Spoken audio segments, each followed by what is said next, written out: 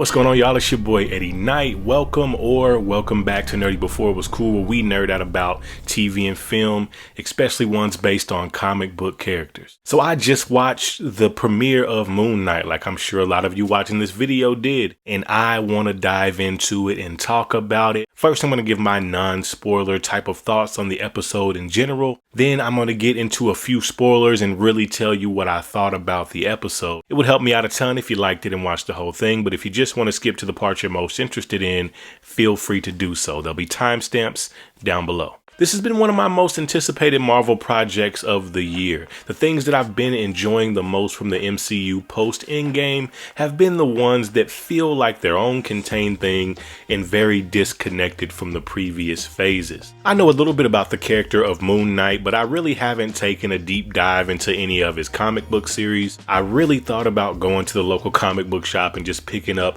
all of the issues that I felt would be tied to the series, but I was like, no. It's been a long time since I've been able to sit down and enjoy a comic book property that I don't have much prior knowledge about that looks so cool. That way I can take off my nerd goggles. I don't care if it's comic book accurate. I can just sit and enjoy the series or the movie for what it is. And I really enjoyed this first episode. I like how it set the tone with the opening scene, no dialogue. This just weird, eerie, lingering scene that I could already tell by that opening we were going to be watching a mystery that was going to be unfolded. I really do like the balance of humor in this episode. When it first started cracking a lot of jokes, I was a little worried, but I really do like how they balance them. I think they balance humor and tragedy pretty well in this first episode. Oscar Isaac just kind of fumbling around through his life, not really knowing what's going on, is pretty hilarious to watch when he's in the moment, but it gets a little bit sad and kind of somber when he realizes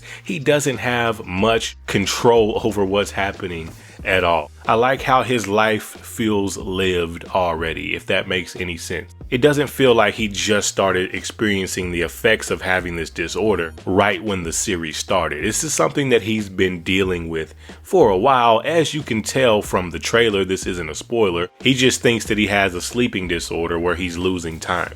And like I said, it is very funny, but the episode was pretty much like a ticking time bomb. And I love seeing it unfold and everything kind of come to light about what's really going on inside of him.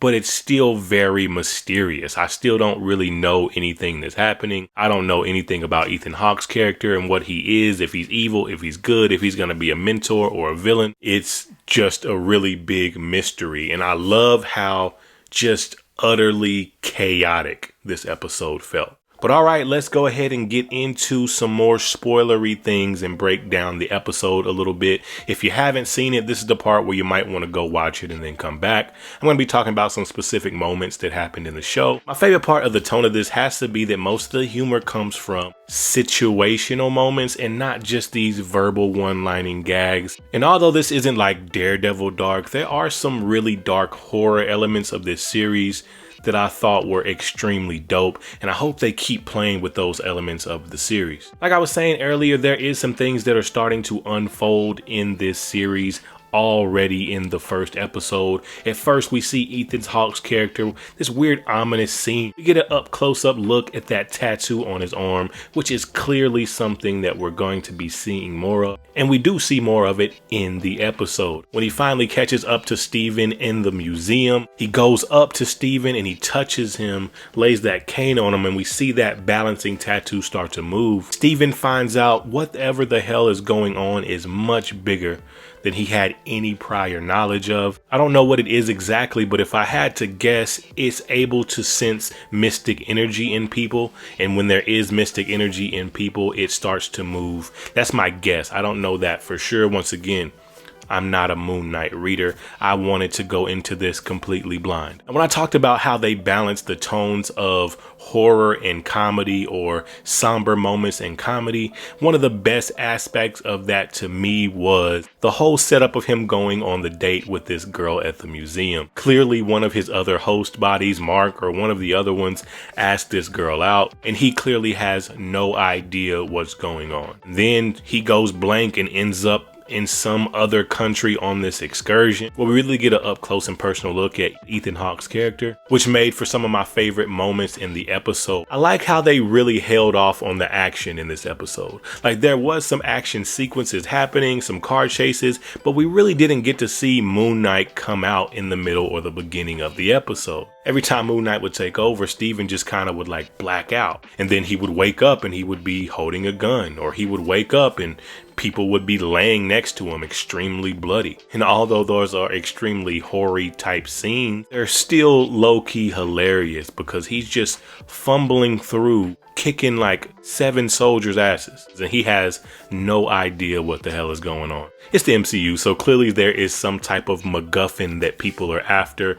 This is some Egyptian relic, and we see a little bit of its importance towards the end of the episode. I really like how it was all fun and games up until that point where he found out that he missed his date. To his knowledge, he went to sleep on Thursday night. He's thinking that he still has this date with this chick that they set up at the beginning of the episode. He calls her and she tells him that it's Sunday, and you could really see the weight of that really set in on Oscar Isaac's face.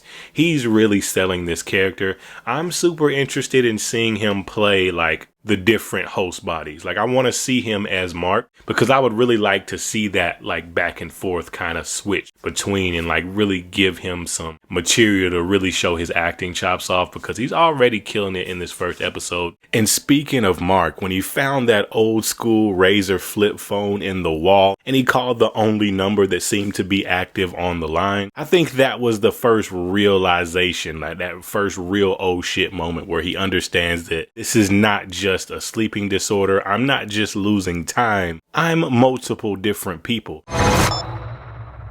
Yeah. Oh my God, you're alive. What's wrong with you, Mark? Why did you call me Mark? And she says something very key. I've been trying to get a hold of you for months, which means his other personality, Mark, has had a side piece for a long time, because no chick is going to be blowing your phone up for 3 months and that worried about you if it's not an actual serious long-term relationship.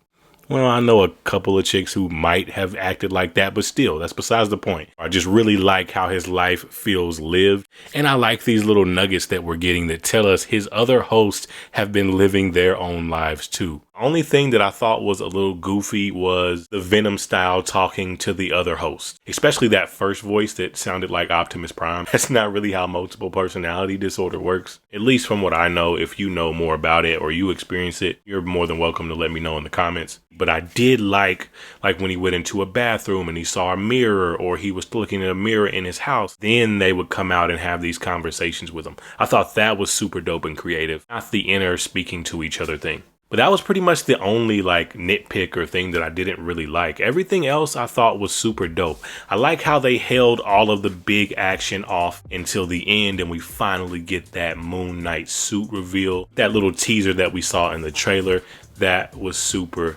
dope. It left me with some questions, like how exactly are the monsters coming to life? Does it have to do with Ethan Hawke's character? Is it because of the amulet? Is this only 2 personalities, Moon Knight and Mr. Knight and him? I guess that's 3, stupid. I'm wondering if he's gonna be able to start to be able to control this more as the series goes on, or is it going to be more fight or flight? And also, clearly everyone isn't able to see all the things that he can see. So how much of this is in his head and how much of it is actually happening in real time? Like, how much of it is an illusion? I really liked how they played with that aspect. This was a pretty solid pilot episode, and watching it makes me wish they would have made this an actual series. The little 6-episode mini-series or limited series things make sense for people like Hawkeye and Falcon and the Winter Soldier, characters that we've already seen in the MCU for years that they pretty much wanted to make movies for but never did, so they pretty much just shot a movie,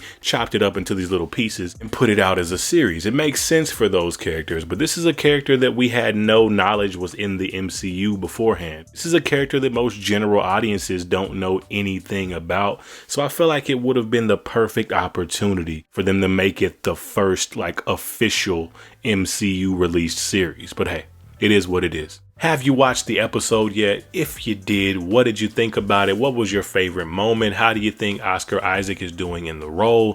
Who's your favorite character that's been introduced? Let me know all that down below. And if all goes as planned, I'll see you after I watch the next couple episodes. And I'm out.